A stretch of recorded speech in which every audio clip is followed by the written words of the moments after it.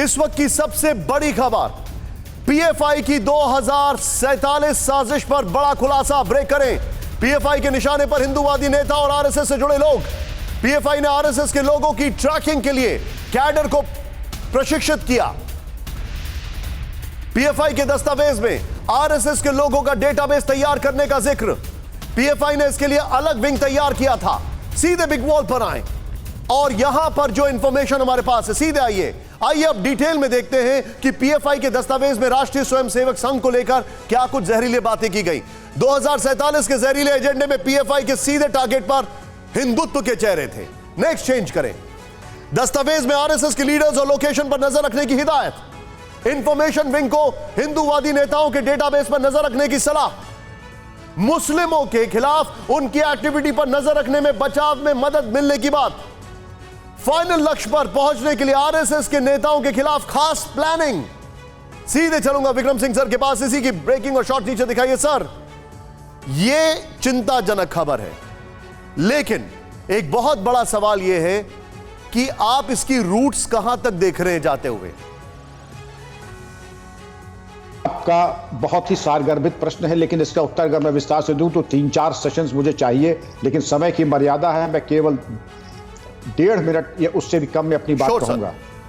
इनकी जड़ें कहां नहीं है, यह सवाल ज्यादा प्रासंगिक होगा।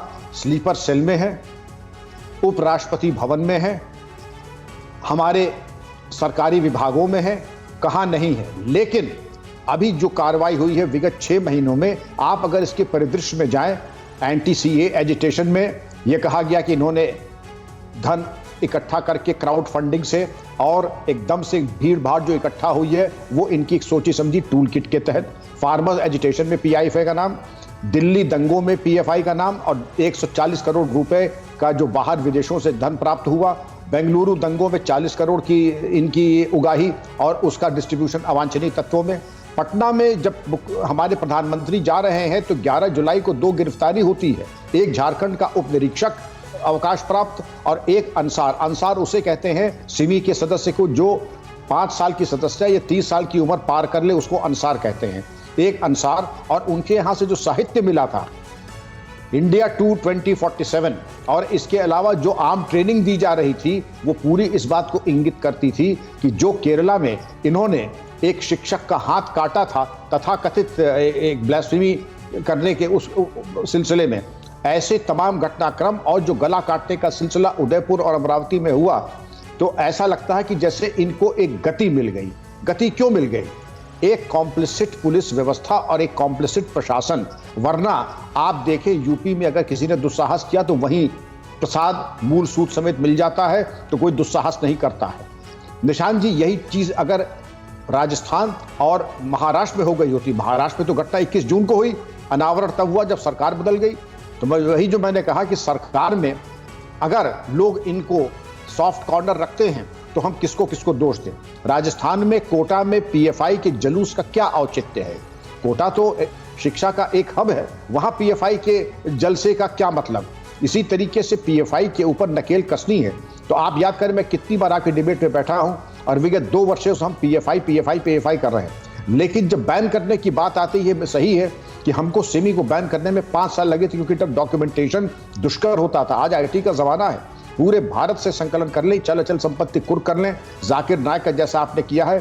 और इस बार संगठन को ही नहीं, व्यक्तियों को चिन्हित करके। विक्रम सर, मैं एक अपडेट और देना चाहूंगा और उसके बाद मैं आपके पास वापस आ रहा हूं।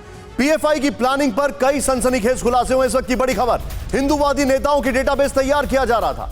साजिश में दूसरे इस्लामिक देशों से मदद लेने का प्लान था।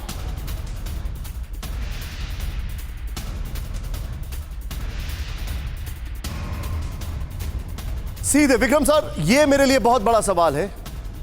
आप इंटरनेशनल कनेक्शंस उसको कैसे तोड़ेंगे? और इसमें पटना में टर्की का नाम आया था। खैर, एक चीज संतोष का विषय यह कि टर्की खुद भी एक फेल्ड स्टेट है, उसके पास अपने खाने को है नहीं, तो इनकी क्या मदद करेगा। लेकिन शैतानी मिजाज और शातिर दिमाग ये कुछ भी कर सकते हैं। इसलिए ये जरूरी भी है कि इंटरनेशनल फंडिंग और जो सस्पिशियस एक्टिविटी रिपोर्टिंग सिस्टम्स हैं हमारे, और एक अकस्मात जिनके यहाँ कुछ अप्रत्याशित और अभूतपूर्व घटनाएं हो रही हैं, ये हमारी इंटेलिजेंस की एसओपीज में आता है। अगर हम इतना ही कर लें कि आपत्तिजनक व्यक्ति, वस्तु और बोलचाल, इन तमाम चीज़ों के मद्देनज़र अगर हम अपना इंटेलिजेंस एंटेना ऊपर कर लें, ये चीज़ें परफेक्टली डूएबल हैं। लेकिन जो भय की स्थिति, अब मैं आपको स्ट्रेंथ बताई, वीकनेस बताता हूँ। वीकनेस ये है कि कई स्टेट्स आपको इंटेलिजेंस नहीं देंगी, तो ठीक है, वहाँ पे समस्या होगी, राजस्थान और महाराष्ट्र में हो गई। लेकिन जो इंटेलिजेंस नहीं दे रही, तो हमारी एनआईए, सेंट्रल इंटेलिजेंस एजेंसीज, वो इस चीज़ पे बहुत ज़्यादा अलर्ट रहे कि जो स्टेट्स कुछ उनके अपने अनिवार्यताएं हैं राजनीतिक या जो भी कारण की वो दूसरी तरफ भी उस तरफ मुंह नहीं करती हैं। इसलिए ये जरूरी है सेंट्रल इंटेलिजेंस एजेंसीज को ऐसे स्थानों के ऊपर विशेष निगरानी और दृष्टि रखें जिससे कि राष्ट्र विरोधी तत्वों का सर उठाने का मौका न मिले।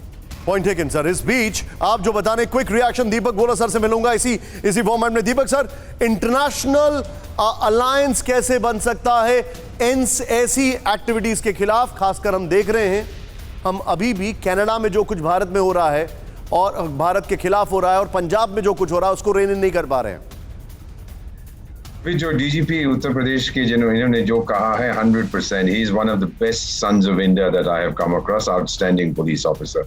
जो ये कहते हैं बड़े ध्यान से सुनना पड़ता है। कनाडा का जिक्र किया, आप जानते हैं कि एक फॉर्मर खालिस्तानी था जो अलग हो गया था अपने गुट से, उसको अक्यूज किया गया था एयर इंडिया की बॉम्बिंग में भी, और उसको आज गोली मार के उसकी हत्या कर दी है। जब आप शैतान के साथ चाय पियोगे तो टेबल से उठ के नहीं जा सकते, शैतान वहीं पे आपको पकड़ लेगा, दबोच लेगा, मार डालेगा।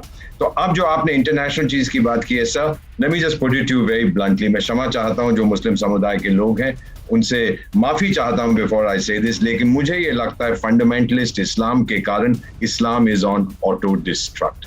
पूरी दुनिया में उसके बरखिलाफ एक मूवमेंट चल रही है, और मोमेंटम ये बढ़ता जाएगा। जितने ये बदमाशियां करेंगे उतना ये मोमेंटम बढ़ेगा। ये ऑटो डिस्ट्रक्ट जो है इसको रोकना बहुत मुश्किल हो जाएगा आने वाले साल।